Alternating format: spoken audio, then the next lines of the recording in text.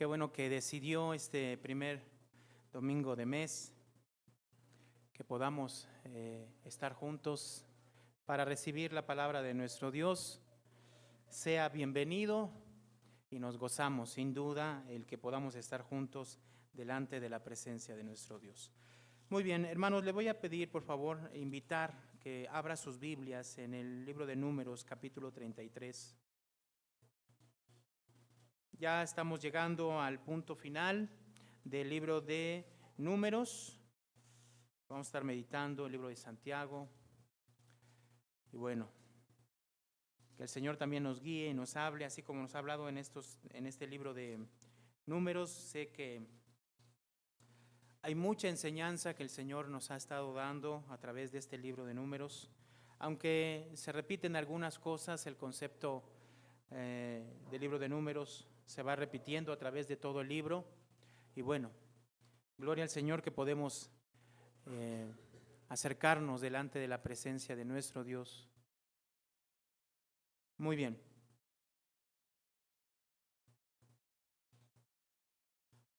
Vamos a leer en el capítulo 33, de los versos 50 al 56.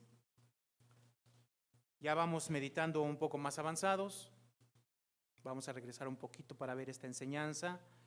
Capítulo 33 del libro de Números, versos del 50 al 56. Yo lo leo, sígalo con su vista, hermanos. Dice así la palabra del Señor.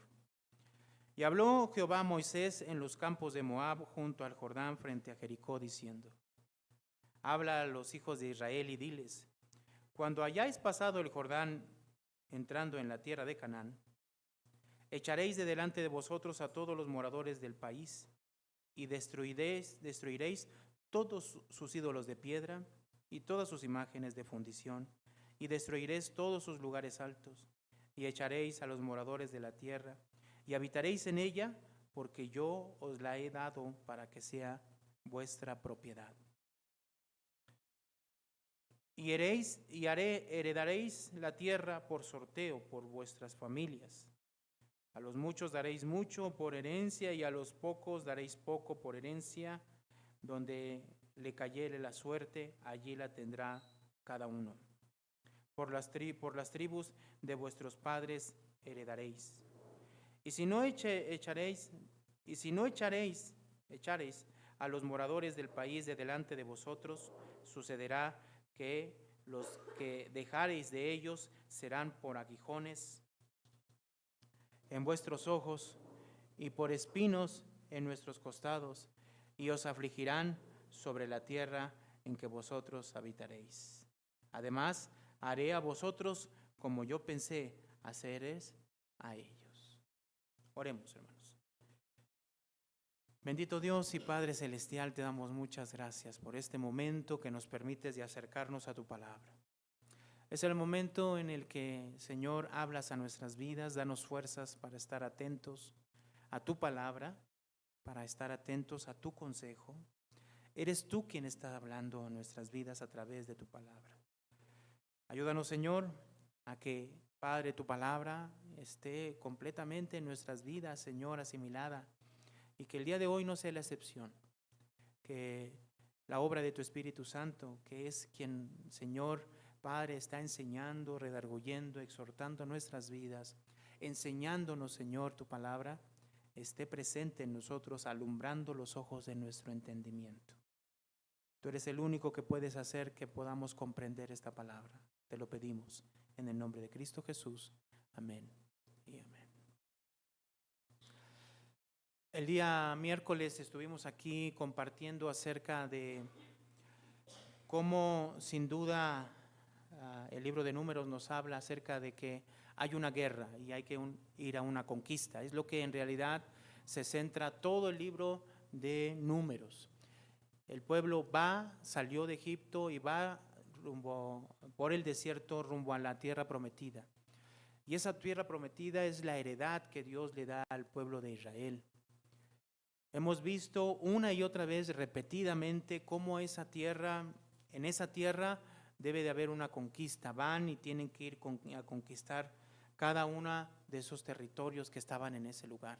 Eso implica guerra, hermanos. Eso implica que tienen que pelear. El día miércoles estuvimos viendo que esa lucha, aunque es individual, personal, esa lucha va acompañada por todos nosotros como iglesia. Vimos a través de la tribu de Gad y de Rubén cómo estas tribus querían quedarse en ese lugar y se quedaron en ese lugar y heredaron esa parte, la parte oriental del Jordán, pero no querían pasar a la guerra. Y entonces lo que mencionan las Escrituras, y Moisés se los hace saber en el capítulo 32, es que ellos tienen que acompañar e ir con sus hermanos a la guerra y conquistar juntos. Y el día miércoles hacíamos esta reflexión acerca de que aunque esa batalla espiritual es una batalla personal, también debe ir acompañada por cada uno de nosotros, exhortándonos, animándonos en todo momento y en todo tiempo, siendo al final un cuerpo y un pueblo en el Señor. Hoy, siguiendo esta idea de la batalla, nosotros tenemos que entender que ellos ya en este momento en que el pasaje que leímos, capítulo 33 del verso 50 en adelante, ellos ya se encuentran, hermanos, a unos días, meses quizá, de entrar a la tierra de Canaán. Y la instrucción es clara de parte de Dios. ¿Qué es lo que Dios le está diciendo al pueblo de Israel ya a punto de entrar a la tierra de Canaán? Recordemos, es una tierra que iban a entrar a conquistar. Va a haber pelea, va a haber guerra. Eso significa que iba a haber muerte. Entonces, ¿cuál es la instrucción de parte de Dios para el pueblo, ese pueblo que ya está a punto de entrar? La instrucción la encontramos en el verso 50 y dice de esta manera. Lo leo, sígalo con su vista. Y habló Jehová a Moisés en todos los campos, en los campos de Moab, junto al Jordán, frente a Jericó. Verso 51. Habla a los hijos de Israel y diles: cuando hayáis pasado el Jordán, entrando en la tierra de Canaán, echaréis de delante de vosotros a todos los moradores del país y destruiréis todos sus ídolos de piedra y todas sus imágenes de fundición, y destruiréis todos sus lugares altos. Y echaréis a los moradores de la tierra y habitaréis en ella, porque yo os la he dado para que sea vuestra propiedad. La instrucción para este pueblo es clara. ¿Qué tenían que hacer? Echar a los moradores de ese lugar y tomar posesión de la tierra que le pertenece a esas naciones. ¿Qué debían de hacer? Al echar a estos moradores, debían de destruir todos sus ídolos de piedra y todas sus imágenes de fundición, y destruiréis todos sus lugares, ¿qué? Altos. Y aquí nosotros tenemos que entender algo muy importante. ¿Qué significaba esto de echaréis? Esta palabra echaréis, obviamente nosotros podemos decirle a alguien o expulsar a alguien de algún lugar, pero en realidad lo que la palabra echaréis significa es que ellos tenían que matar a esas personas. Ha causado mucho conflicto estas expresiones que vemos en la Biblia. Porque esas personas, junto con sus ídolos, van juntos, van de la mano. Mire, voy a poner un ejemplo. El libro de Deuteronomio, exactamente, hermanos, del capítulo 22 de Números al capítulo 36, que es donde ellos están, el libro de Deuteronomio se escribe en algún momento entre el capítulo 22 y el capítulo 36 de Números. En algún momento. Moisés lo que está haciendo en el libro de Números es recordarles, el libro de Deuteronomio, es recordarles la ley que Dios les había dado a la primera generación en el monte Sinaí. Ahora, como es una segunda generación, les está recordando esa ley que se había dado en el Sinaí y se las está recordando a esta segunda generación. Entonces el libro de Deuteronomio tiene el mismo contexto de lo que nosotros estamos viendo. Y de hecho, hay muchas alusiones a lo que vemos en el libro de Números, capítulo 33, versos del 50 al 56. Por ejemplo, vamos a Deuteronomio capítulo 7.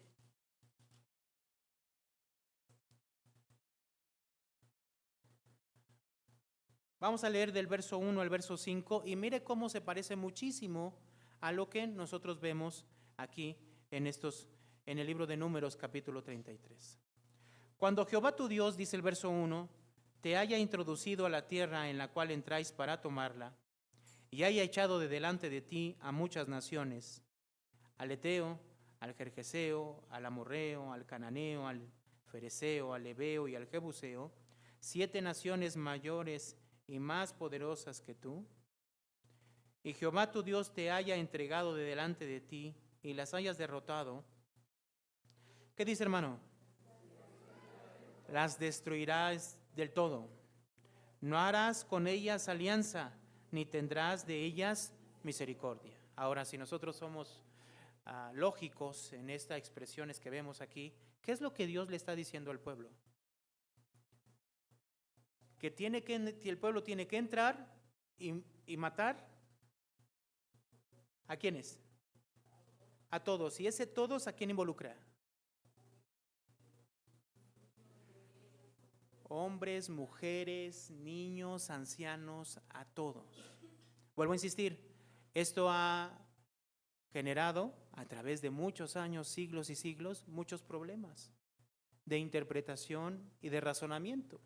¿Cómo Dios, ese Dios de amor, cómo es posible que esté ordenándole a este pueblo que cuando entre a esa tierra mate a todos, incluyendo niños, mujeres y ancianos? Ahorita lo vamos a entender un poquito más. Verso 3. Lo que nos dice el verso 2 es que no deben de hacer alianzas, deben de destruirlos del todo. Verso 3. Y no emparentáis con ellos, ni darás tu hija a su hijo, ni tomarás su hija para tu hijo, porque desviará a tu hijo de en pos de mí, y servirá a dioses ajenos, y el furor de Jehová se encenderá sobre vosotros, y te destruirá pronto. Entonces, no tienes que hacer ningún tipo de alianza, ni dejarlos vivos. Porque si tú dejas vivo a uno, entonces si va a vivir contigo, esa persona, sus hijos y tus hijos se van a casar y entonces sus hijos le van a enseñar a tus hijos a adorar a sus dioses y entonces vas a pecar contra mí y yo te voy a destruir a ti. Es lo que está diciendo el pasaje. Verso 5. Mas así habéis de hacer con ellos. Leemos juntos, hermanos, dice: sus altares destruiréis y quebraréis sus estatuas y destruiréis sus imágenes de acera y quemaréis sus esculturas en el fuego. Entonces vas y destruyes todo, a ellos y sus imágenes, sus dioses. ¿Sí? Capítulo 12 de Deuteronomio. Aquí les vuelve a mencionar parte de esto. Capítulo 12, vamos a leer del verso 2. Voy a leer el verso 1. Dice: estos son los estatutos y decretos que cuidaréis de poner por obra en la tierra que Jehová tu Dios que Jehová tu Dios, el Dios de tus padres, te ha dado, para que tomes posesión de ella todos los días que vosotros viviereis sobre la tierra. Verso 2. Destruiréis, ¿qué dice ahí, hermano? Enteramente todos los lugares donde las naciones que vosotros heredaréis sirvieron a sus dioses, sobre los montes altos y sobre los collados, y debajo de todo árbol frondoso. Derribaréis sus altares y quebraréis sus estatuas y sus imágenes de acera consumiréis con fuego y destruiréis las esculturas de sus dioses y raeréis su nombre de aquel lugar. No haréis así a Jehová vuestro Dios. ¿Qué es lo que Dios le está diciendo aquí? Tienen que destruir por completo sus dioses. Capítulo 20. Deuteronomio capítulo 20.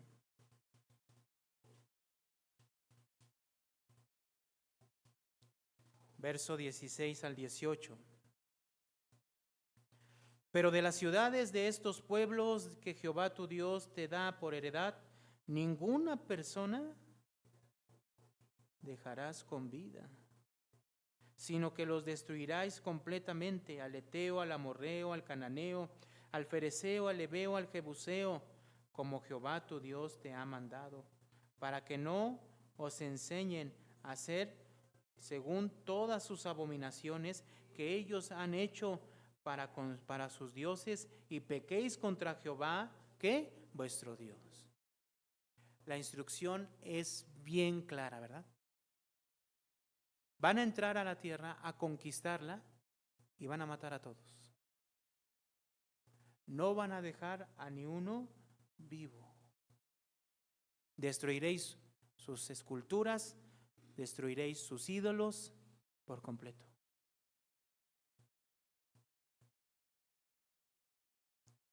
Vamos a Josué capítulo 6. Busquemos el libro de Josué. Ya ellos están en la tierra, en el libro de Josué capítulo 6. Están a punto ya de conquistar la primer ciudad llamada Jericó. Capítulo 6, verso 17.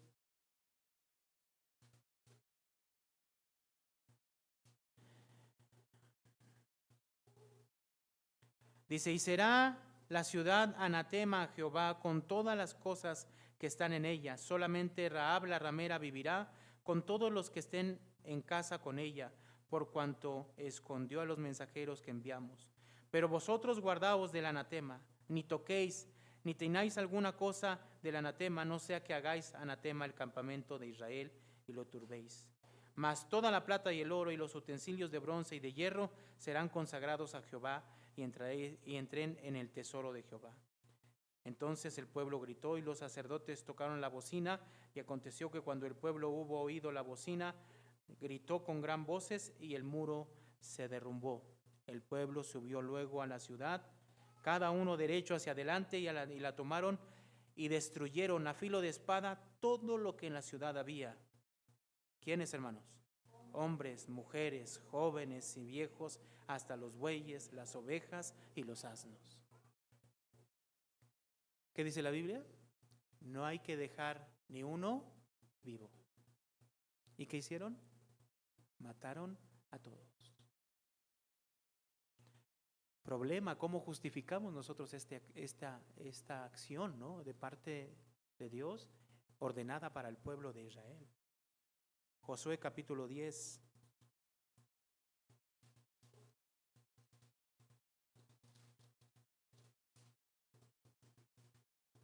Verso 40.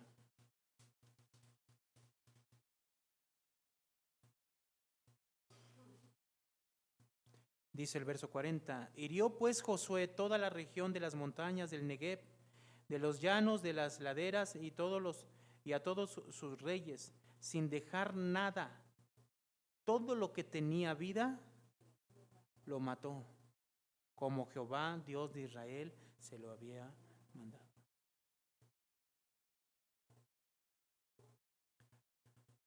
Vamos a hacer un pequeño paréntesis aquí para aclarar este punto. Tal vez no podemos aclararlo al 100%, pero tenemos que aclarar esto. ¿Por qué Dios ordena esto contra el pueblo de Canaán? ¿Cuál es la razón? ¿Cuál es el motivo? ¿Sí? Obviamente no es un motivo autoritario de parte de Dios, es simplemente matar por matar. ¿Sí? Aunque en el libro de Génesis podemos remontarnos mucho más atrás para nosotros ver este punto, lo más inmediato que nosotros podemos ver para mayor claridad es ir al libro de Génesis capítulo 15. Génesis capítulo 15.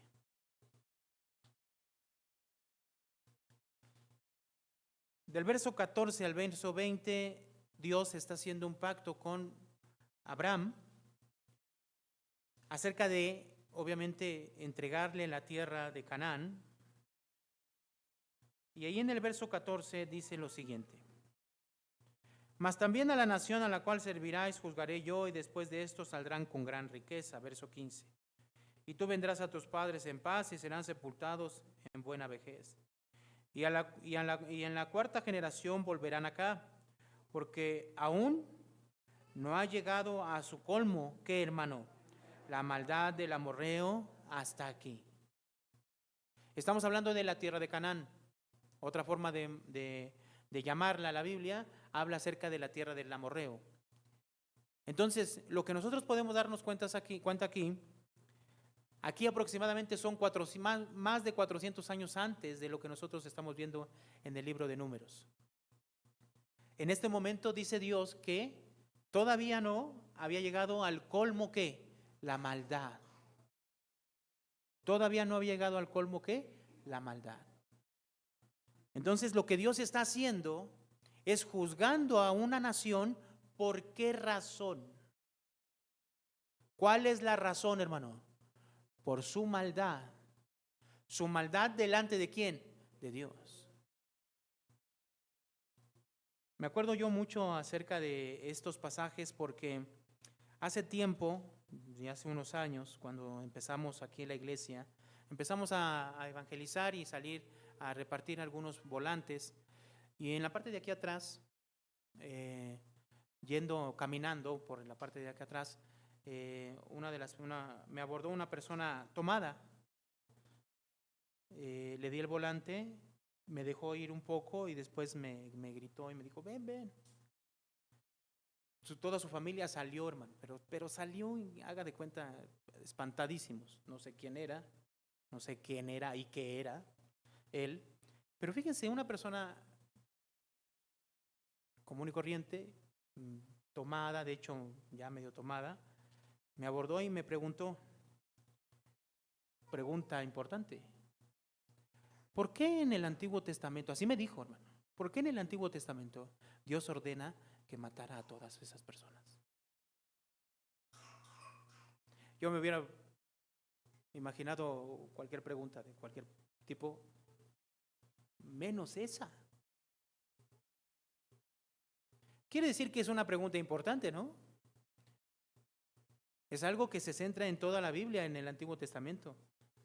¿Cómo explicar esta parte? ¿De qué manera tenemos que entenderlo? Bueno, yo lo expliqué de esta manera.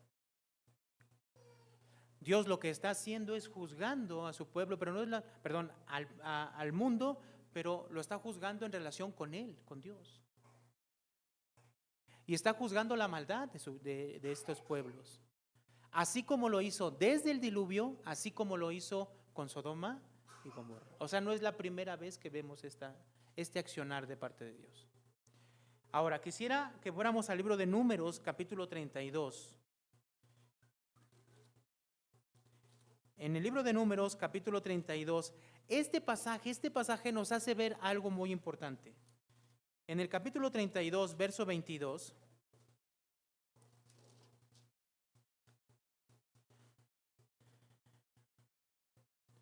cuando Dios le está dando la ordenanza Moisés le está dando la ordenanza a Rubén y a Gad de que ellos tienen que pasar el Jordán junto con sus hermanos para que les ayuden a conquistar.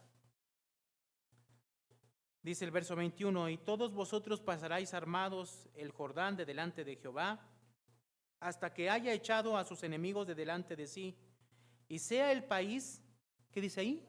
Sojuzgado. Entonces Canaán, ¿qué está haciendo? Sojuzgado. ¿Por quién? Por Dios. Y el instrumento que Dios está utilizando para juzgar a esa nación, ¿quién es? El pueblo de Israel. ¿Estamos de acuerdo? Entonces, en Génesis no había llegado al colmo la maldad del amorreo.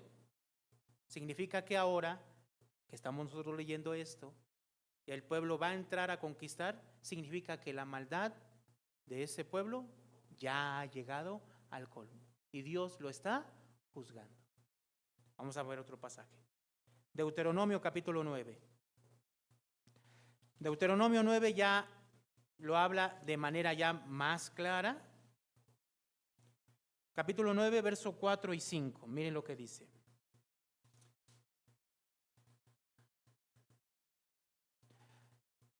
Verso 4 dice: no penséis en tu corazón cuando Jehová tu Dios los haya echado de delante de ti, diciendo: por mi justicia me ha traído Jehová a poseer esta tierra.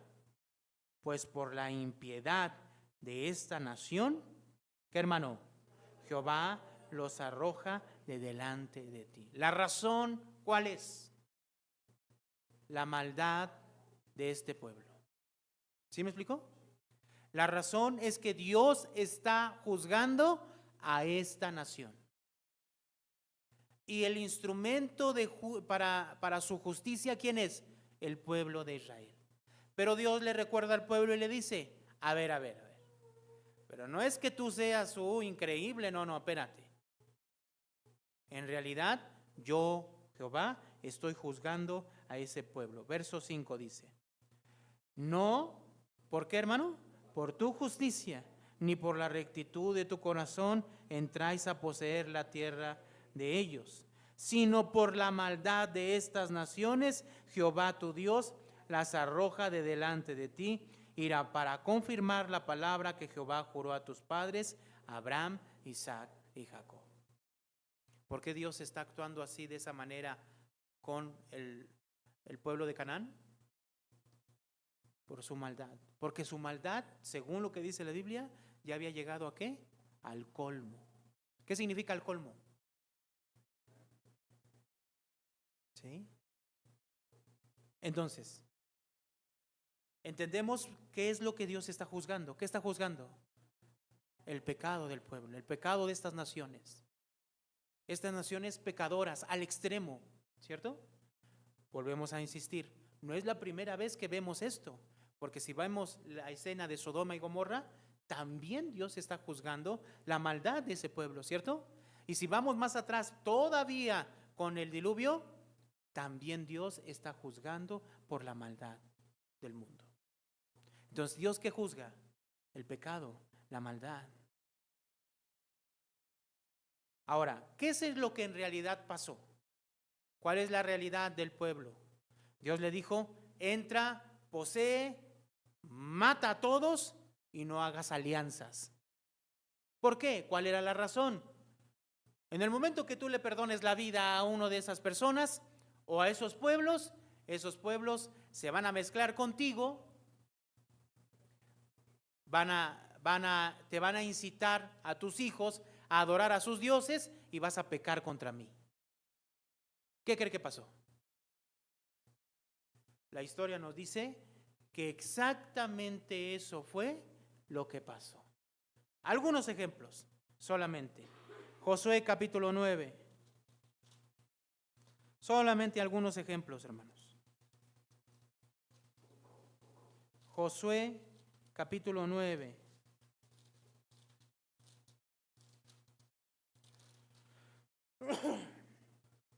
El verso 3. ¿Se acuerdan de esta escena con los gabaonitas? Mas los moradores de Gabaón, cuando oyeron lo que Josué había hecho en Jericó y ahí, usaron de astucia, pues fueron y fingieron embajadores y tomaron sacos viejos sobre sus asnos y cueros viejos de vino rotos y remendados y zapatos viejos y recocidos en sus pies, con vestidos viejos sobre sí, y todo el pan que traían por el camino era seco.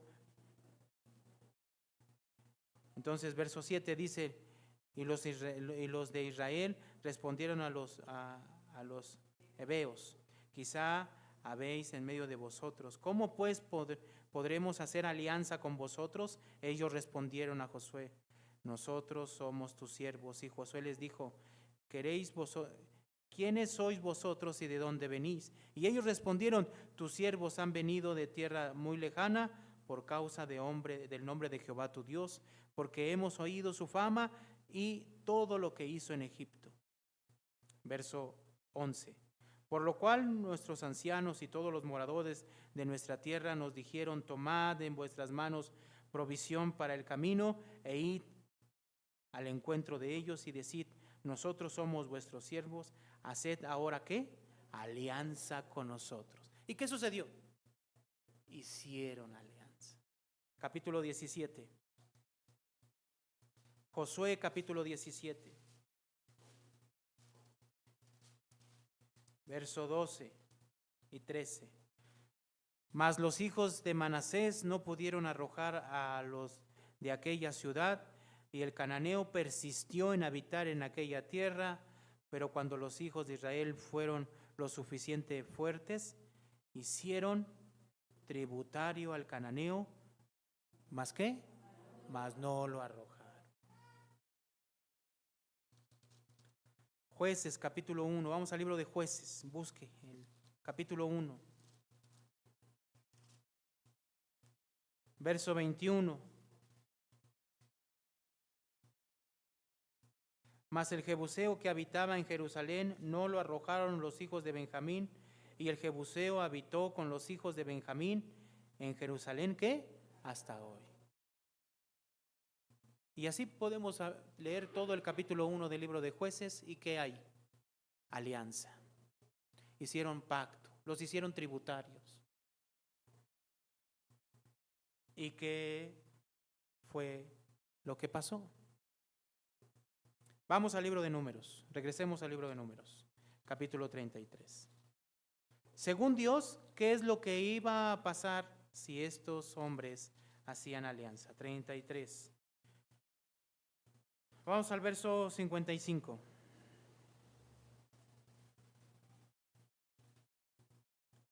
Vamos a leerlo juntos, dice: y si no echareis a los moradores del país de delante de vosotros, sucederá que los que dejareis de ellos serán por aguijones en nuestros ojos y por espinos en vuestros costados, y os afligirán sobre la tierra en que vosotros habitareis. Si no los expulsas, si no los matas, si no los exterminas, ¿ellos qué serán? Aguijones en tus ojos y espinos, ¿qué? En tus costados. Y os afligirán sobre la tierra en que vosotros habitaréis. Vamos al libro de Jueces, capítulo 2. ¿Qué fue lo que pasó? ¿Cuál fue la realidad del pueblo? Capítulo 2, verso 1.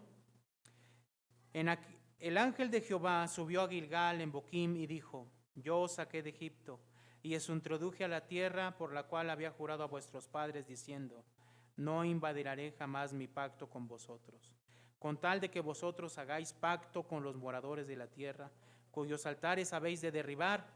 Mas vosotros, ¿qué dice, hermano? No habéis atendido a mi voz. ¿Por qué habéis hecho esto? Verso 3. Por tanto, yo también digo: no los echaré de delante de vosotros, sino que serán, ¿qué? Azote para vuestros costados, y sus dioses os serán ¿de qué? De tropezadero. Y eso fue lo que pasó. Verso 9, verso 10. Y toda aquella generación fue reunida a sus padres, y se levantó, después de ellos, ¿qué, hermanos? Otra generación que no conocía a Jehová ni la obra que él le había hecho por Israel. ¿No era lo que Dios había dicho? Empezaron a perdonar a esas naciones, a convivir con esas naciones, los hicieron tributarios. No te vamos a matar, pero vas a pagar derecho de piso, vas a pagar un tributo por dejarte vivo. Se mezclaron sus hijos y sus hijas, y la siguiente generación, ¿qué característica tenía? No conocía a Jehová y la obra que Jehová había hecho por Israel al sacarlos de Egipto y traerlos a esa tierra. Ni uno vivo. Esa era la instrucción. Ni uno vivo. Destrúyelos del todo y todos sus ídolos. Y después de que se levanta esa generación que no conocía a Jehová, verso 11, después los hijos de Israel hicieron lo malo ante los ojos de Jehová y sirvieron ¿a quiénes? A los Baales. Dejaron a Jehová, el Dios de sus padres, que los había sacado de la tierra de Egipto, y se fueron tras ¿qué, hermanos? Otros dioses, los dioses de los pueblos que estaban a sus alrededores, a los cuales adoraron y provocaron a ira. ni uno vivo. Porque si dejas a uno vivo y convives con él, te va a desviar tu corazón de Jehová. Ahora, si el pueblo no vence y establece alianzas, pactos y se mezcla con otros pueblos, constantemente vivirá preocupado por la posibilidad de que estos se levanten y los quieran volver a conquistar. ¿No es así? ¿Cómo lo tenemos que ver ahora nosotros? ¿Vamos a salir y vamos a matar a medio mundo? La realidad es que no. No. ¿Cómo tenemos que verlo nosotros ahora, hermanos? Nosotros hemos explicado lo siguiente, de manera rápida. La tierra de Canaán representa, o se tiene que ver de dos maneras, y la Biblia la expresa de dos maneras, dos como visiones diferentes. Primero, en primer lugar, es la tierra final, es la heredad, la tierra prometida. Y la Biblia enseña para nosotros que esa tierra prometida es el cielo, la presencia de Dios.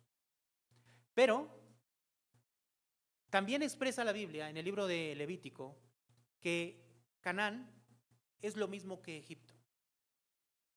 Es lo mismo, representan lo mismo. Y Egipto representa el mundo, por lo tanto Canaán también representa el mundo. Pero cuando hablamos del mundo, nosotros nos referimos al mundo, a lo que vemos, ¿no? A lo que está fuera, a ese orden de pensamientos que tiene su forma de pensar, sus valores, etc. Pero la realidad, hermanos, es de que el mundo todavía está en nosotros. ¿De qué manera? Si nosotros vamos a Primera de Juan, busquemos Primera de Juan, capítulo 2.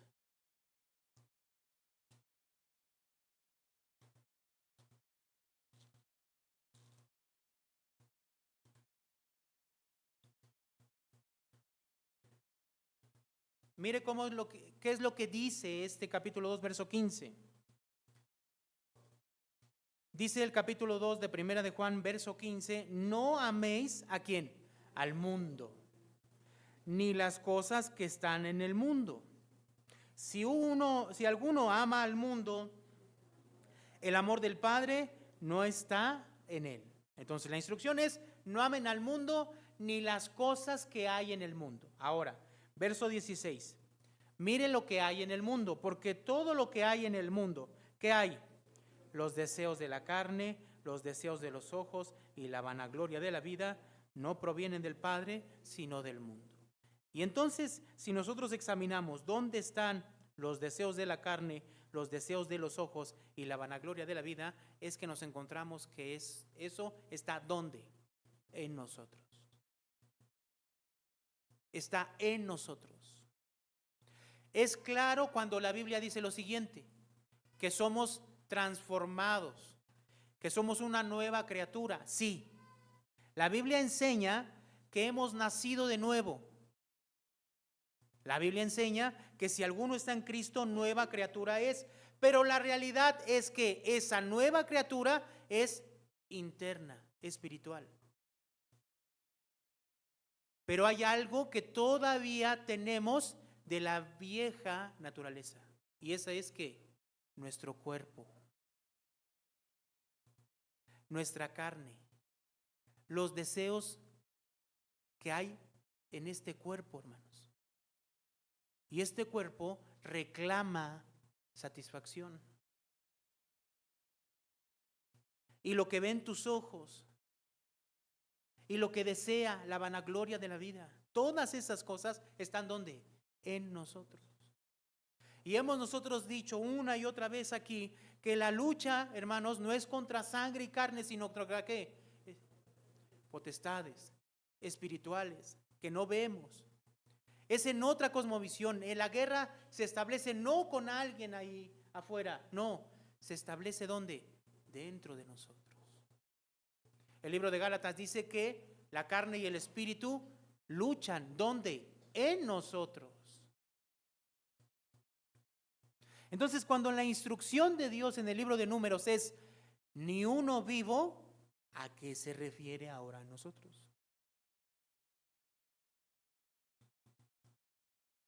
Cuando dice mata a todos, ¿qué significa? En realidad es contra nosotros, hermanos. Debemos de hacer morir el pecado que hay en nosotros, las pasiones que hay en nosotros, los deseos que hay en nosotros. Si los dejas vivo o si haces alianzas, ¿qué sucede? Va a suceder exactamente lo que sucedió con el pueblo de Israel.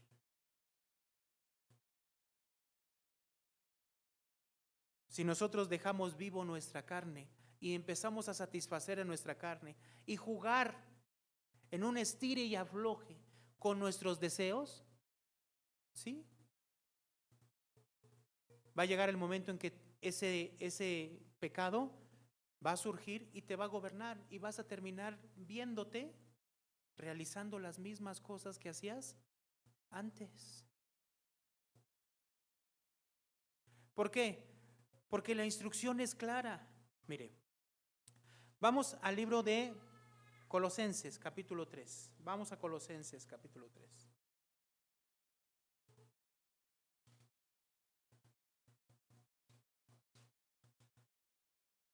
Colosenses capítulo 3, verso 5. Mire aquí la palabra que utiliza, con esta palabra yo creo que entendemos perfectamente.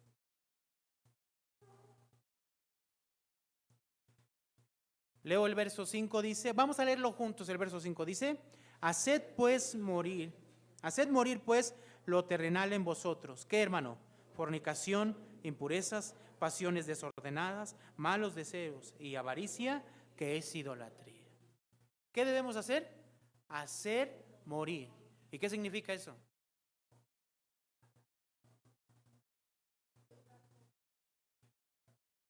Ni uno vivo.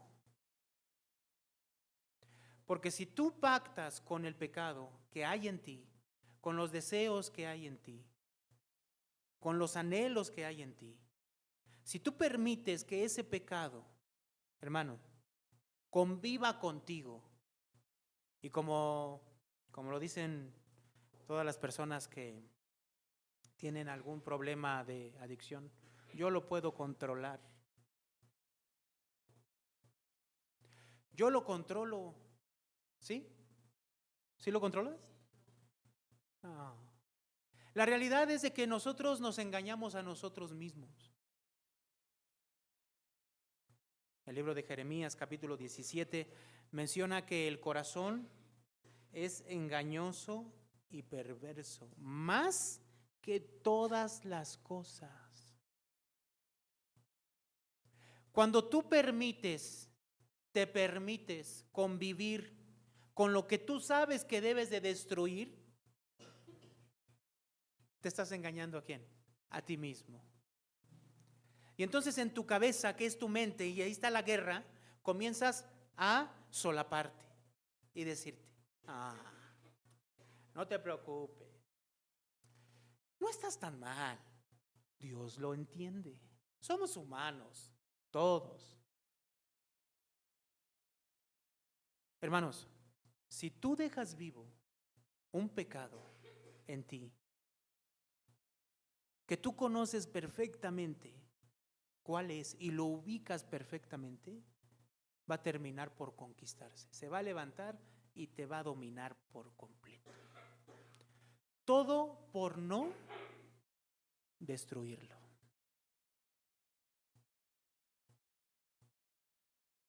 De esa manera nosotros tenemos que ver esos pasajes. Ya no es hacia allá, es hacia nosotros. Todas esas cosas, tanto deseos, anhelos, toda esa carne, hermanos, que hay en nosotros, que reclama satisfacción, va en contra de la voluntad de Dios. ¿Y qué es esa carne? Vamos al libro de Gálatas, capítulo 5. Vamos a ponerle nombre. Capítulo 5, verso 19 dice: Y manifiestas son las obras de la carne, que son, ¿qué? Adulterio, fornicación, inmundicia, lascivia, idolatría, hechicerías, enemistades, pleitos, celos, iras, contiendas, disensiones, herejías, envidias, homicidios, borracheras, orgías y cosas semejantes a estas, acerca de las cuales os amonesto, como ya os he dicho antes, que los que practican tales cosas, ¿qué, hermano? No heredarán el reino de Dios. ¿Cómo se puede aplicar eso que vimos en el libro de Números y de Deuteronomio, Josué, ahora con nosotros? Ni uno vivo. Haz morir todas esas cosas por completo. Si no las desarraigas por completo, las expulsas de ti por completo, todos los días vas a estar batallando con lo mismo. ¿Y cuántos de nosotros no estamos batallando con lo mismo desde hace años? ¿Por qué razón, hermanos? Porque no te has decidido a exterminar por completo ese sentimiento, esas cosas que hay en ti. Ahora, ¿cómo se hace esto? ¿A través de qué? La conquista, hermanos, en realidad no es una conquista en base a la fuerza de la persona o del ejército. De hecho, el pueblo de Israel era un pueblo que por sí mismo, no tenían la fuerza suficiente para conquistar a ninguna nación del pueblo de Canaán. Dios se lo dice en el capítulo 7 del libro de Deuteronomio: estas naciones son más fuertes y más poderosas que tú. Entonces, esto no es de fuerza. ¿Cómo es? ¿A través de qué? Cuando vamos al libro de Josué, antes de que ellos entren a la tierra, acompáñenme al libro de Josué. Antes de que ellos entren a la tierra, ya a unos días de que ellos entren a la tierra, Dios le dice a Josué estas palabras que deben de resonar siempre en nuestras vidas, hermanos.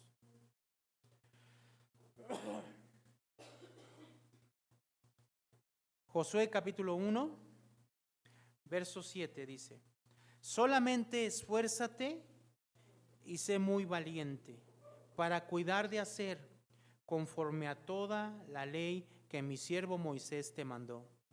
No te apartes de ella ni a diestra ni a siniestra, para que seas prosperado en todas las cosas que emprendas. Si nosotros vamos a la historia, ¿qué era lo que ellos iban a emprender? La conquista. ¿No es así? Entonces, para que en todas las cosas que emprendan sean prosperados, ¿qué deberían de hacer? Se deberían de esforzar y ser muy valientes para cuidar de hacer conforme a toda la ley que Moisés les mandó. Entonces, lejos de decirle al pueblo: ¿saben qué tienen que hacer? Ustedes una casta de guerreros para que ustedes puedan conquistar. Lo que Dios le está diciendo a Josué es: yo soy el que voy a pelear por ustedes. Simplemente y únicamente lo que tienen que hacer ustedes es vivir bajo mis mandamientos. Vivir bajo mis estatutos. Vivir bajo mi voluntad. Y la conquista está garantizada. Pero ¿sabe qué? Esto nos vuela la cabeza. Porque ¿qué tengo que hacer? Algo tengo que hacer. Esto. Y es que es mejor hacer otras cosas que sujetarnos a la voluntad de Dios, hermano. Que buscar la voluntad de Dios. No, tenemos que hacer otra cosa, habrá otra cosa que hay que hacer. No, simplemente busca la voluntad de Dios y vive bajo la voluntad de Dios. ¿Eso así de sencillo? A ver si es sencillo ya en la práctica. Pero eso es lo que tenemos que hacer. Esa es la instrucción. Por no vivir así y por no hacer eso, el pueblo, ¿qué sucedió? Se olvidó de esto y empezó a hacer alianzas y terminó perdiendo. ¿Sabe cómo terminó este pueblo? Destruido. Dice el verso 8, nunca se apartará de tu boca este libro de la ley, sino que de día y de noche meditarás en él, para que guardes y hagas conforme a todo lo que en él está escrito, porque entonces harás prosperar tu camino y todo te saldrá bien. Viene un año inmenso por delante, se va rápido, ¿no? Decimos nosotros, sí, ya cuando nosotros ya estamos llegando al 5.º piso, ya se va rápido las cosas. La verdad, se va muy rápido el año. Pero ¿sabe qué, hermano? Lo que Dios nos está diciendo y nos está mostrando es que la realidad, hermanos, es que si volteamos a ver el año pasado, y podemos todavía decirlo así, ¿cuántos de realidad de nosotros podemos decir que tuvimos vidas victoriosas diariamente? ¿Cuántos en la noche podemos llegar y decir, Señor, hoy vencí mi propia carne, mis deseos? Y la realidad es que terminamos los días derrotados, pidiendo perdón. Bueno, que no es algo malo, ¿verdad? Pero la realidad es de que pocas veces podemos decir, vencí mi carne. Lo que yo debía de haber hecho y esa reacción que tuve que haber tenido, no la hice. Pero no hay que festejar mucho porque el otro día volvemos a empezar. Entonces, si volteamos a ver hacia atrás, ¿cuántas veces en realidad nos vencimos? ¿Y cuántas veces en realidad nuestro pecado, nuestros deseos, nuestra carne nos gobernó y terminó por señorearse de nosotros? Decíamos el día miércoles, todos a la guerra, todos. Yo les mencionaba y les decía, ellos tenían su enemigo enfrente, podían mirarlo, podían decidir, inclusive decir, no, pues no voy a la guerra, como esa primera generación que quedó postrada en el desierto. No, yo no quiero conquistar, están bien grandotes, yo no los voy a vencer. Pero la realidad es que en Cristo, ahora cuando vemos la palabra de Dios ahora en nosotros, la guerra viene a ti, quieras o no. La guerra viene a ti. Y todos los días estamos luchando con nosotros mismos. Pero la victoria está garantizada cuando ¿qué? Cuando nosotros día y noche meditamos la palabra del Señor en nuestras vidas. Nos sometemos a esa palabra y la vivimos. Ahí está la victoria garantizada. Entonces yo pregunto, ¿cómo quisiéramos vivir este año, hermanos? Y lo que Dios nos permita vivir. Igual que el año pasado. Ahora, si la viviste en victoria, qué bueno, ¿no? O sea, sigue adelante y todavía hay más. Pero la realidad es de que batallamos con muchas cosas. Una de ellas es estar en la iglesia, servir en la iglesia. Hay muchas cosas que todavía se pueden mejorar. Ser mejores hijos de Dios, buscar todavía más la palabra del Señor, estudiar la palabra.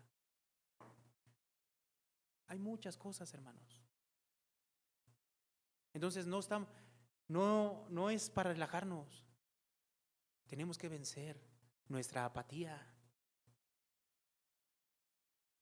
a las cosas de Dios, porque para otras cosas sí somos bien buenos, pero para las cosas de Dios no. Ahí sí nos tiene que decir. Tenemos que vencer, hermanos, nuestra infidelidad a Dios. Tenemos que vencer, hermanos, vencernos a nosotros mismos, ¿sí? Y quitar de nosotros la flojera de las cosas de Dios. Ser personas más fieles, ser personas que busquen más a Dios, que se congreguen más que el año pasado, que sean fieles en eso, que busquen hablarle a otras personas. Hay muchas cosas. ¿Y todo hacia dónde aterriza? En nosotros. ¿Con quién batalla usted?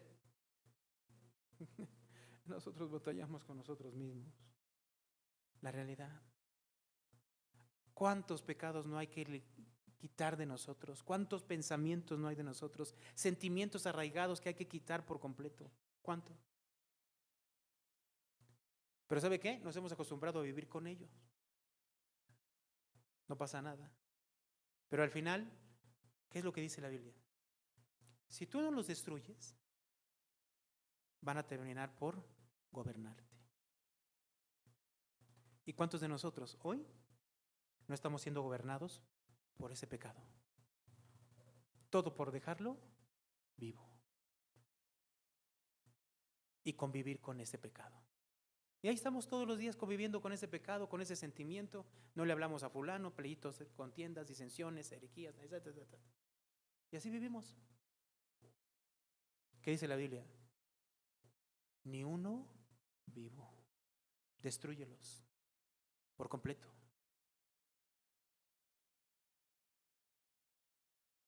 ¿Cómo es que tenemos que vivir diariamente en nuestras vidas, hermanos?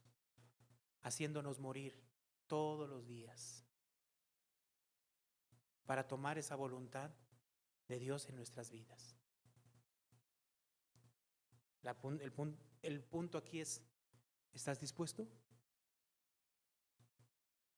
a decirle al Señor, ese es el momento en el que yo quiero dejar todo esto para seguirte a ti? Oremos, hermanos.